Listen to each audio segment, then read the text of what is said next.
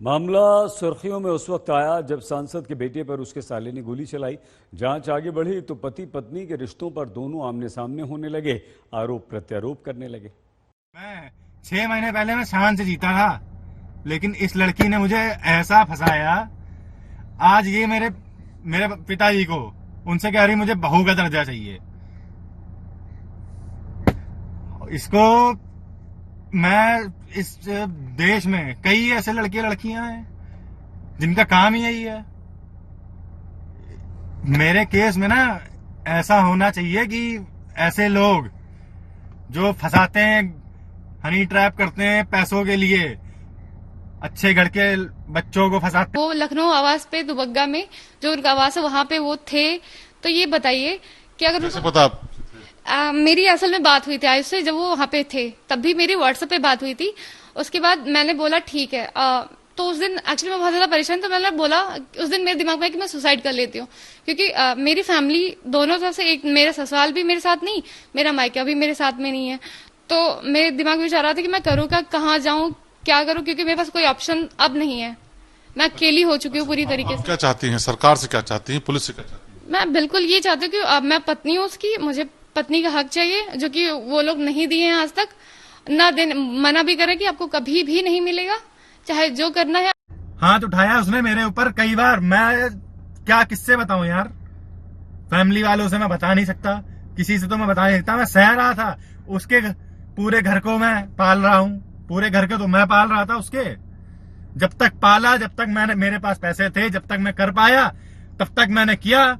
उसके बाद जब मैं नहीं कर पाया, मुझे प्रॉब्लम हुई, आर्थिक स्थिति मेरी बिगड़ी, तो मैं बेकार हो गया। मतलब सब कुछ चल रहा था, बीच में सब कुछ सही था। स्टार्टिंग में थोड़ी सी प्रॉब्लम आई थी, थोड़ी लड़ाई वड़ाई हुई थी जब हमारी शादी होने वाली थी, क्योंकि उसको बहुत जल्दी थी शादी। मुझे 3 साल चाहिए था, क्योंकि मैं तैयारी कर रही थी, तो मुझे पढ़ना था। तो मैंने उनसे बोला था मुझे 2 साल का टाइम दो। उसके बाद तो जैसे हालात थे, फिर हमने शादी कर ली।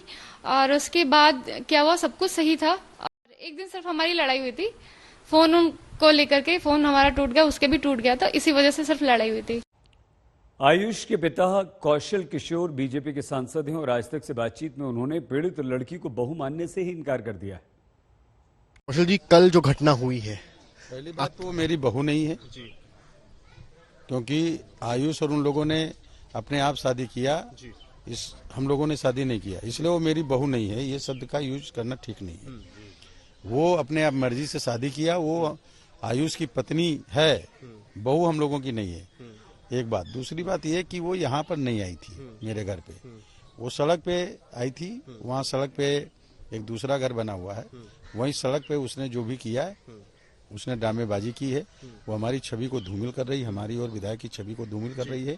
उसके पीछे कुछ लोग लगे हुए हैं, 2 लड़के उसके साथ थे, वही लोग पूछ रहे थे वहाँ पर। तो उसको प्रोवोक किया जा रहा है जानबूझ करके, और जो भी कर रही है वो हमारा और हमारी पत्नी विधायक जो है जयदेवी कौशल और हमारे जो और लड़के हैं आकाश किशोर, उनका जो है बदनाम करने का काम कर रही, छवि धूमिल करने का काम कर रही। ये एक अपराध है, वो अपराध कर रही है इस तरीके का। हमसे उसका कोई लेना देना नहीं है। आयुष को बेदखल कर दिया गया है, पहले से ही ऑलरेडी हम लोगों ने कर दिया था, और उसकी बेदखली की घोषणा जो उस तरह होती है अखबारों वगैरह में, उसको भी कर दिया जाएगा। उससे कोई लेना देना हमारा नहीं। कौशल जी, आपने कहा कि कोई लोग पीछे से उसको प्रोवोक कर रहे हैं, कौन है? आपको कुछ आइडिया है? आपको ये मेरा आइडिया नहीं है, कोई ना कोई तो है उनके पीछे। वो लड़के कौन है उनको हम जानते नहीं है, पहचानते नहीं। वो जो लड़के उसके साथ गाड़ी से आए थे मोटरसाइकिल से, वो 2 लड़के कौन है? जो एक लड़के से खड़े होकर पूछते हैं कि तुम आयुष हो क्या, तो वो पहचानते भी नहीं है, और पूछ रहे हैं एक लड़के से कि तुम आयुष हो क्या। इस तरह के जो पूछने का मतलब है, तो इसका क्या मतलब है, कौन है? इसका मतलब यह है कि कोई ना कोई उनके पीछे लगा हुआ है, जो रोज उनको इस तरह की बात करता है कि आज तुम ये करो, आज तुम ये करो, आज तुम ये करो। और वो ऐसे ही लोग हैं जो मेरी छवि को धूमिल करना चाहिए। बड़ी तस्वीर यही दिख रही है कि आपकी छवि को धूमिल करने का। क्या आपको इसमें कुछ राजनीतिक साजिश नजर आती है? देखिए, राजनीति में किसी दल के लोगों ने कोई इस मैटर पे अपने कोई कमेंट नहीं किए हैं और इस पर कोई बात नहीं की है, इसलिए मैं इसको उस तरह की कोई साजिश नहीं कह सकता। लेकिन कोई ना कोई उनके पीछे लगा हुआ है जो ब्लैकमेलिंग कराने का प्रयास कर रहा है, वरना हमसे इस मैटर से क्या लेना देना है। जब करने के समय और शादी करने के समय ही ये बोल दिया गया था कि शादी जो कर रहे हो इससे हमारा कोई लेना देना नहीं है, अगर आप अलग रह सकते हो पूरा बेदखल कर देंगे, कोई परिवार से मैटर नहीं है। तो दोनों इसी बात पे तैयार थे। जब दोनों इसी बात पे जाके अपना कर लिया तो फिर मेरे से क्या मतलब है। और फिर आकर के ड्रामेबाजी करने की क्या जरूरत है। ड्रामा जानबूझ करके कर रही है और हम लोगों को बेवजह परेशान करने का काम कर रही, हम लोगों का मानसिक उत्पीड़न कर रही है, सामाजिक छवि धूमिल कर रही है, कानूनी अपराध है। और अगर कोई सुसाइड करना भी चाहता है, करने की धमकी देता है, ये भी अपराध है। वो मैं कानून के साथ हूँ और पुलिस को चाहिए कि उसके खिलाफ कार्रवाई करे।